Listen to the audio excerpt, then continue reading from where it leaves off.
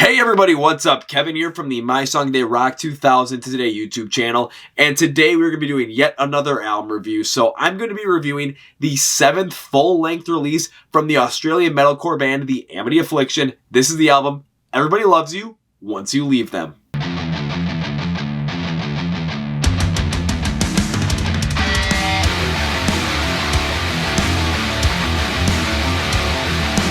Alright, so for this review, we're pretty much going to be doing things the exact same way we have been doing them over the past couple of, months. So let me give you a quick rundown. First, I'm going to go through a background on the band from their previous release, Misery, so we're all kind of caught up, see where things are, we'll take it from there.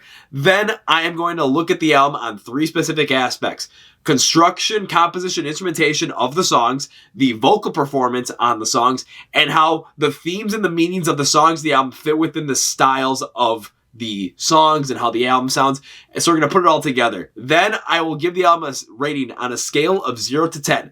0 being, having to work overtime at your job and missing your hot date, and 10 being going on a date with the man or the woman of your dreams. And don't worry, I will describe why. So enough with that, enough with the cadence, enough with the description. Shall we get going? Shall we get it on? Going down.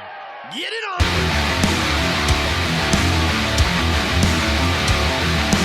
Now let's go to the background, and when we take a look at the background, we're going to start with their 2018 release, Misery, which came out on August 24th, 2018. Now, this album had a couple of new things on it that Amity Affliction fans are not used to seeing.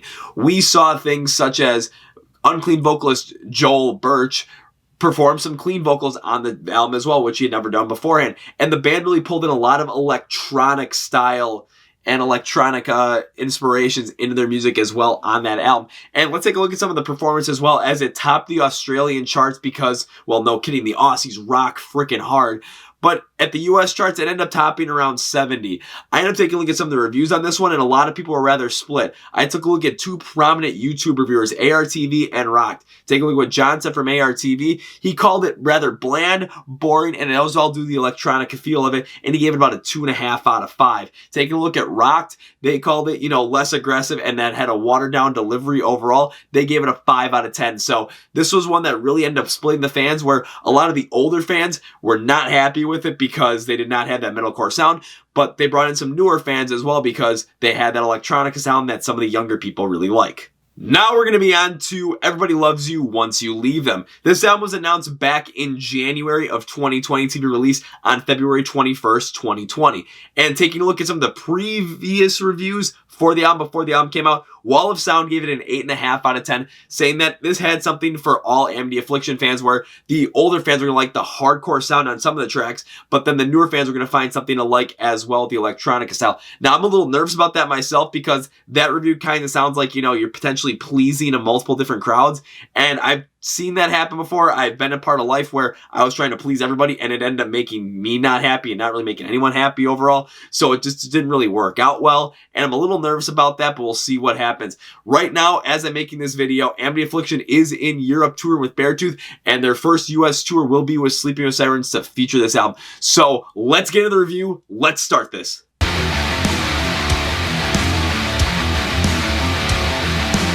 So first, I'm going to take a look at the construction, the composition, and the instrumentation on the songs. And as I went through the album a couple of times, one thing kept popping into my head, the same question over and over and over again, and that was, what in the actual hell was Amity Affliction thinking on this album? So the band had 2 different styles of tracks they really worked with on this one. I'm going to really focus on both, but I'm going to focus on the first one because that one's the biggest one and the most prominent. And I call it the reverse construction style. So what they did in this one was they took that sound they had in Misery, that electronic, that more, calmer feel to it than their harder style back, in the first couple of albums that they ever came out with. And they tried to blend them. And instead of, going soft and going big at the end, they went big at the beginning and went soft at the end. So in their verses, you were going to have stuff that was going to be harder, that the fans that were from way back when were going to like. But then as you got into the choruses, it was a lot softer. There's some electronic feel to it that the newer fans are going to like, and the transitions didn't work well at all. A couple of songs where this really peaked out at me were All My Friends Are Dead, Baltimore Rain, and Soak Me in Bleach. And overall, I thought this was not a good move by the band because they were trying to please everybody. And in trying to please everybody, you're only giving me big bits and pieces of songs that I'm going to like. And if I'm going to end up listening to like a bits and pieces of songs, you know, that's just not good, because all of a sudden I'm going to listen to like the first part of one of these songs. After the first verse, I'm going to skip it and go to the next one. I don't really want to listen to many of these other songs through and through. And it's something that really itched me the wrong way, because I'm like, you know what? You're trying to please everybody, but in trying to please everybody, you're really pleasing nobody. One of the other song styles that the band ended up going with for construction-wise was they had these pop rock influences in them. And this was something that I didn't think was a very good idea for the band as well, because I took a look at songs like A Loneliness, which made me think, this sounds like a Maroon 5 song here. And Just Like Me ended up sounding like, you know, I could hear American Authors, you know, this is going to be the best day of my life. I could hear that in there. And with those pop rock sounds, yes, they're catchy. Yes, they're simplistic, but they're simplistic for the sake of simplicity. And I know a band like Amity can really play and really create something that has a lot of depth to it, that really puts it out there. And to kind of go off on something like this, I just thought, you know, this just didn't seem like the right move, because yes, you are going to get those fans that really came in on Misery to maybe like these songs, but you're going to end up, you know, ostracizing a good amount of that original fan base, a lot of that harder fan base with something like this. And it just completely, and I mean completely, got me to say, nah, I'm not into this.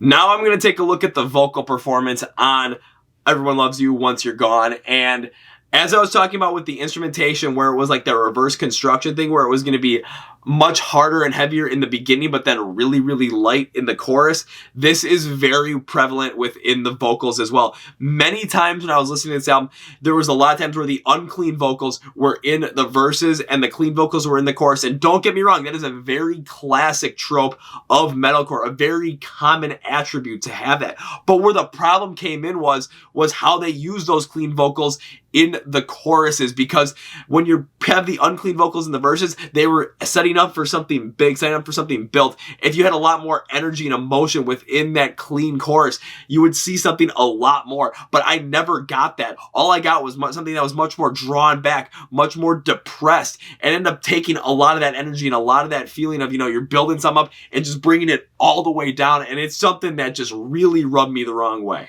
So some of the songs I can actually really see this in, and that you guys can see this in too, are songs like All My Friends Are Dead, Soak Me, Bleach, Loneliness, and Just Like Me. I know I mentioned them earlier, but I gotta mention them again.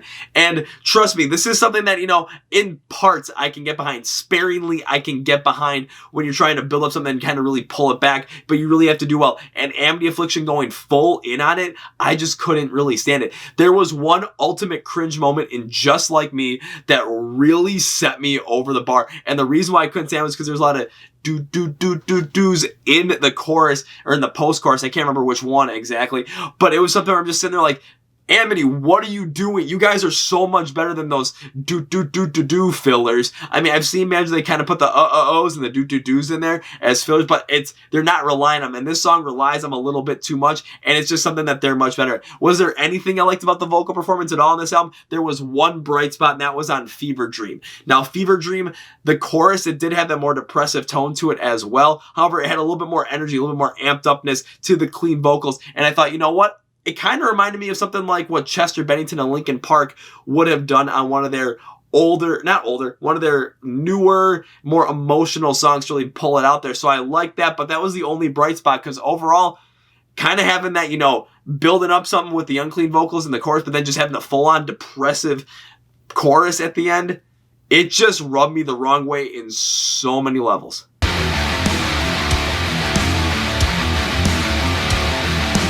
So now we got to go on to the meanings of the songs and how they fit in with the styles of the songs on the album. And taking a look at that, the band really focuses on removing yourself from life and from society and seeing how everyone else is going to react around you. They talk about, you know, looking happy on the outside but being broken on the inside on songs like Catatonia and All I Do Is Sing. And then how people, you know, won't express their feelings towards you or their love towards you until you're gone on songs like Baltimore Rain. And then, you know, looking for your individual identity in Soak Me and Bleach. And I do like the meanings, and I do understand why they went with a more depressive tone overall, because when you're kind of, you know, everyone loves you once you leave, it's you're gone now, and you're seeing this in hindsight. And I do totally understand why the band would make moves on the songs that they did. But I wish Amity Affliction would have gone with a much harder, grittier, heavier sound to really put those messages forward and really match with the song sounds. And the reason being is because as I listen to that more depressed sound, it's yes, everyone loves you once you leave them and they realize what they lost once you're gone. However, it just sounds like it sounds incredibly depressing. It was like Wage War's Pressure album with at the end of it, they were talking about trying to lift everyone up and it ended up seeming like, that you were defeated, and I couldn't stand it. And this I couldn't stand as well, because when you're trying to talk about, being that person that, that the people that are close to you, that they're really going to love you and that, they're going to appreciate who you are before you're gone. You got to take action. You got to make that change, and you can't just sit on the sidelines for it. And a lot of those stylings of that depressive style that I thought, yeah, it just kind of really just didn't match up with what I was hoping for. And I thought Amity should have gone with that harder style like they did on their first couple of albums.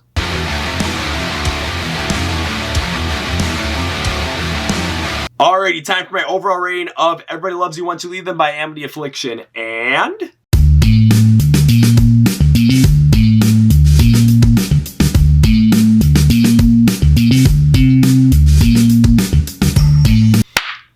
I'm going to give Everybody Loves You Once You Leave Them a 3 out of 10.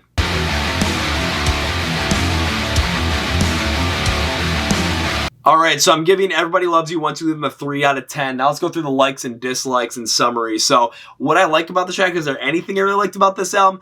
I liked how they built up the song Born to Lose, because they started out the song with this like industrial metalcore inspired beginning, but then the verse, they really brought it down, and then all of a sudden they built back up to it towards the chorus. So, I was talking about earlier how they did a lot of that, classic metalcore, but then reverse construction. They flipped the script on Born to Lose, and I really did like that. Along with the vocal chorus in Fever Dream, because it reminded me of something that Chester Bennington would have done with Linkin Park on one of their more emotional tracks later on in Linkin Park's career. So I really thought that was a cool thing too, and it really brought back a lot of great memories. However, 3 out of 10, there's got to be some dislikes here. We're going to go through them. The first is how the reverse construction instrumentation really went, because I was expecting something to be built up, and they started out nice and hard on some of these tracks, but a lot of times they started out, they were going to build something to it. They're going to start off with a sound that was a little bit harder, that was going to end up building up. But then when you got to the chorus, it just went way down, went with a much more depressive kind of state, and it just felt like it was something that wasn't going to hit hard. It just took a lot out of the album, and it was a little bit sluggish to really go through the whole entire thing because of the instrumentation. I mean, take a look at songs like All My Friends Are Dead, Baltimore Rain, and even more. They're just songs that really pull that together. The vocals on this one are the exact same way, where the vocals follow suit with the instrumentation, where they're harder, they have a little bit more emotion, especially in the verses. But once you get to the chorus with the clean vocals, they're so downtrodden, they're so depressing that it's just, I can't really stand to listen to it, because you're building me up and they just keep pushing me down further and further and further. It's a tough one to listen to overall, and I get it. The unclean to clean is very consistent in the metalcore genre, but this is one where it does not work nearly at all. Take a look at examples like Forever, Aloneness, and of course, Even More. And when they went the pop rock style on stuff like Just Like Me and Loneliness, oh man, was that not the move there? They could have gone incredibly hard on that type of song, and it would have been so much better, but on this one, no, just no.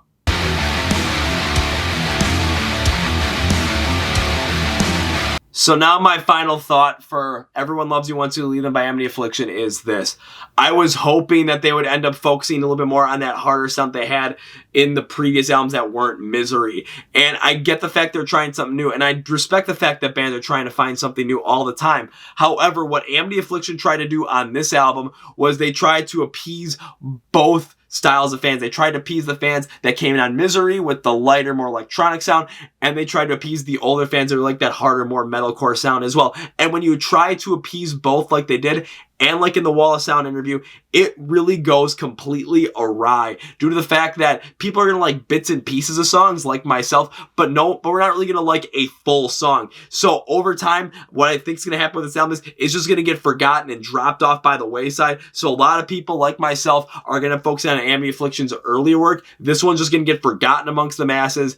And this was not a good outing by Amity Affliction. It does scare me because, in my opinion, their last 2 albums have gone in a little bit of a downward turn. This one really went downward on the turn, and I'm hoping that they're able to bounce back, but I don't know.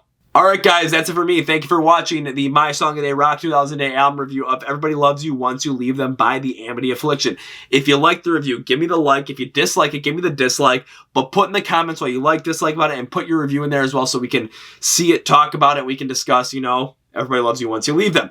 Also, if you're not subscribed to that YouTube channel, or our YouTube channel, hit the subscribe button there and the bell icon to be notified when release videos every single Wednesday, and the special Monday ones and the podcast ones every single Tuesday, and maybe some ones on Thursday too if we got multiple. Who knows? But you'll want to be subscribed and hit the notification, because then, boom, you'll be notified anytime something comes out. Let's get those out of here. And please follow us on all our social media accounts like Facebook. You can find out anytime anything's released there, like the Song of the Day feature. The 30-second clip will be on there. Any podcast episode, any YouTube episode, you'll find out there. Twitter, you'll find out the exact same things as well. And it's a great place to talk to us because that's what Twitter's built for. Instagram is our biggest platform. You'll get the 30-second Song of the Day preview every single day. You get to watch our IGTV videos, which are behind the scenes. Look at what we're doing here every single Tuesday. Our Instagram live streams are every Wednesday night at 9 p.m. Central. And you can join us there. You can join us on Instagram. You can talk with us with music for an hour. We'll talk to you guys down there all the time. We'll ask you guys questions. It's a great way to connect with us as well. And on TikTok as well. We just do some fun stuff there, but I haven't posted anything really in a while. So boo on me. All right, let's get those out of here. And we got to talk about the Chord Progression Podcast, brought to you by My Song Day Rock 2000 Day. It is our very own podcast. We're making some tweaks to that. If you look at the older episodes, you know, we talked a lot about the news, new music that was coming out. We talked about the concert you're going to. But I've been getting more into interviewing the bands that are going to be the big bands of tomorrow. So we've interviewed Zume. I've got Amongst the Giants coming up for you guys, or maybe it's already out. I'm not sure. I've got Kill the Blonde coming up for you guys, or already coming out. Who knows when you're watching this video, but go check it out as well.